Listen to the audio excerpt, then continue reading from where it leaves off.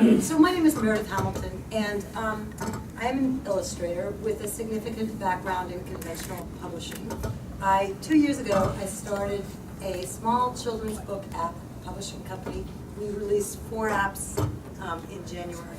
I'm emphasizing the fact that I have a conventional print background because it's significant. I think that publishing mobile-to-mobile devices is really, really important. And it's an incredible way to reach kids across the world. So I've been very frustrated. I have a series of successful. That comes through the system. Okay. So. I have a series of award-winning kids books, and I've been very frustrated over the last few years because the whole process takes forever. Even with royalties, I don't make that much money, and I love new technology. I'm not a digital native. I'm definitely a digital immigrant. But I brought the first Mac to Newsweek in 1990, and which was great for the time being. But we all know what mobile devices and computers did to Newsweek. So next slide, please. So what I'm going to talk about a little bit is smartphones. Now you all know these numbers, I'm sure. But I particularly think I picked these quotes because the comparison of mobile device usage versus personal computers is really important. In America, people still, we still are tethered, but that number is going down. Globally, can you go to the next slide, please? Globally, it's really significant in developing countries how many people are doing all the browsing from their mobile devices. I know that Sandra's done a lot of work in Africa, so I found this quote. All the manufacturers know that these developing countries are going to be an enormous market for them. So Google's like putting in all this money into infrastructure in Africa. These are I love this picture. These are Google ambassadors. They're doing something called the cell phone dance. And they're sent around to different places and they do their cell phone dance. And if you notice, they all have cell phones. Take a look down here at these, some of these statistics. Look at Egypt, in which most people only use their mobile devices to hit the web. Next, please.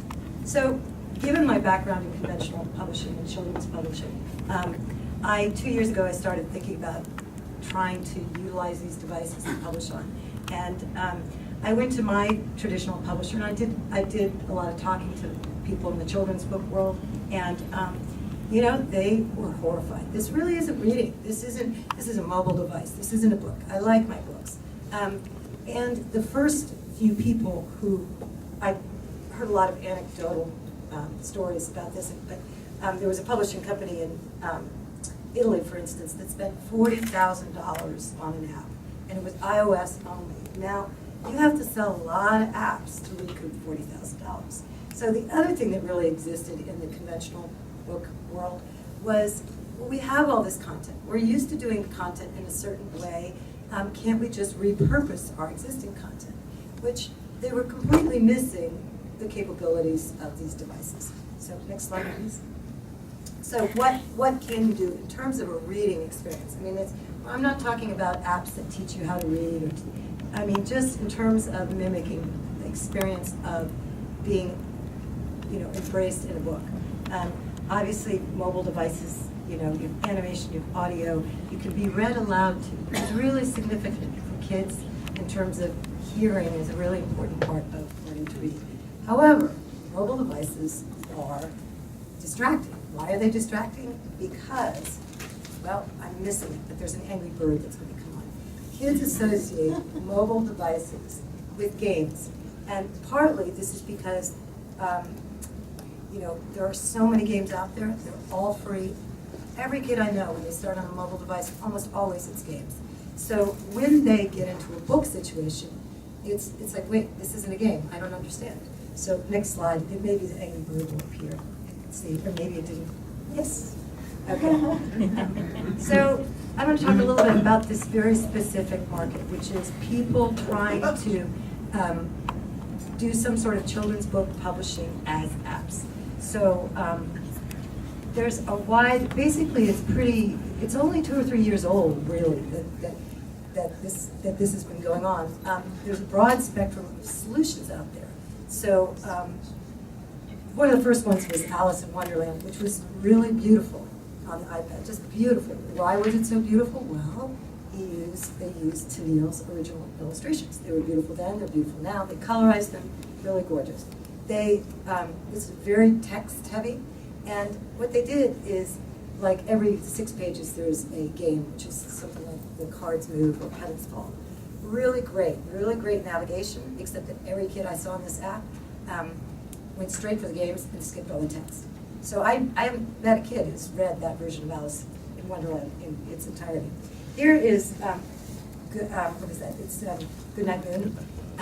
Here's a case of, they didn't even try to do something that was different from a conventional book experience. I mean, they took the book, they shrunk it down, they added a few bells and whistles, but they probably will sell a lot because it's such a well-known title.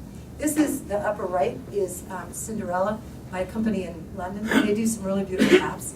A lot of their apps are fairy tale stories that are already known, so there's some brand recognition. So they really use these devices in kind of a wonderful way, and that you can tap and come up with more words and little activities, and well, the activities are all learning based. However, they're very tap happy. So, and there's also the kid doesn't know when the cookies are done, when they've eaten all the cookies in the cookie jar. So this is a company on the upper left, which has lots and lots of apps out there. And I just, this is one of the early ones, like a year and a half ago, and they couldn't even be bothered to make original art. They just picked up some stuff that had come out of copyright from the 50s, and it's Little Red Riding Hood, and they probably sold a lot because they were early out there with one of the few versions then of Little Red Riding Hood. It was bad art then, it's bad art now. My daughter says I'm really mean when I say that. So there's a wide range of visual qualities, of tappability qualities. Next slide, please. So, right. So I want to talk a little bit about the marketplaces. So there's two main marketplaces now, Android, Google Play, and iOS. There's no barrier to entry in the Google Play Store. They will basically reject an app only after somebody complains because it's either too scandalous or doesn't work. iOS, there is a barrier of entry, but both marketplaces are incredibly poorly sorted. So being found is really difficult for any book publisher. So what people have done is they do two things. They either take a known brand, like Dr. Seuss, and Dr. Seuss is produced, starting 2 years ago, by something called Ocean House Media. Ocean House Media used to do Tibetan yoga apps, and I don't know how they got Dr. Seuss, but they did. And now they're a major purveyor to a lot of big of apps, creating apps for a lot of big companies. Or the other thing people do is they take well-known stories. So this is a search for Hansel and Gretel. Now, I didn't even bother scrolling through and showing how many there were, but obviously there's a lot. And to my eye, I look at them, and Warren Buckleiter has a term he calls dust or magic for apps, for kids' products. To me, a lot of these look like dust. And if the icons look like dust, I bet the inside looks like dust too. But that's what's out there. Next slide, please. So the other thing that's going on is the cost. Partly, I think this is a legacy of the game world and kids gaming, and people want apps to be free. So this is even though they get more in an app than they do in an ebook. Ebooks are getting animated, but not nearly like apps. But ebooks are still more expensive. So I get sick of circling all the frees because so I just stopped on the first line. One of the reasons ebooks are more expensive is because of the price fixing that went on a few years ago, but that has been solved, so the prices of ebooks are coming down. Next slide, please. So what did we do? So we produced these 4 apps. We had a great time. Excuse me, can you speak a little bit? Oh, sorry. I know I'm a little, okay. Is that better? I hope you didn't miss what I'm saying. Can you hear me now? Is that better? Okay. Yeah, much better. I'm sorry. So what did we do? We had a great time. We used a kind of art that's inherently digital. None of the images really on the pages exist anywhere but in a computer. So we made the navigation intuitive so that it's amazing the number of kids' products that you have to be able to read in order to be able to learn how to use them. We used original text because we feel that kids learn a complicated syntax and better vocabulary, and that you're not talking down to them when you're using original text. The reason why we're called BumpBump Books is because our stories come with a game at the end, and the game is you get the characters come in bumper cars, and it's basically a scalable thing that the more of our apps you own, the more bumper cars you have for your bumper car game. It functions like a library bookshelf. It's a metaphor. So anyway, in this game, every time you get a successful bump, you get a riddle. I really love the stage that kids go through, which is jokes, bad jokes, joke books. So next, please. Oh, this is, yes. Oh, that's one of our characters. That's Mr. Punch.